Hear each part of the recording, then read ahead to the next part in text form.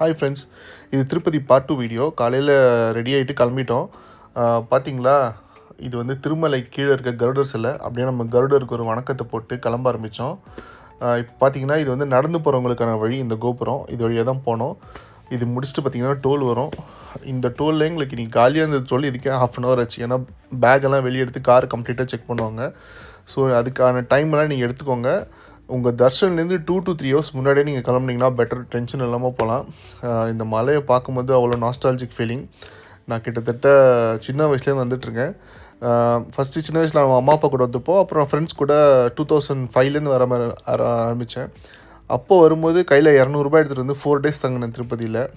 இன்றைக்கி ₹200க்கு ஒரு ஃபேமிலியாக நம்ம பிரேக்ஃபாஸ்ட் கூட சாப்பிட முடியாது ஒரு வேளை. அந்தளவுக்கு விலைவாசி ஏறி போச்சுங்க. அப்படியே மேலே ரீச் ஆகிட்டோம்.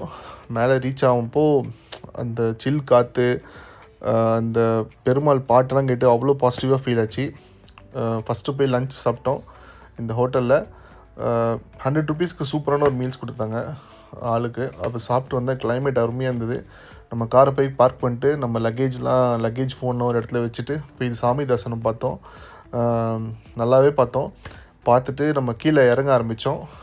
வீட்டில் எல்லாருமே தூங்கிட்டாங்க. வர வழியில் ஹனுமார் சிலை பார்த்திங்களா, இதை பார்த்துட்டு நம்ம திரும்பி ஹோட்டலுக்கு ரீச் ஆகிட்டோம். தேங்க்யூ.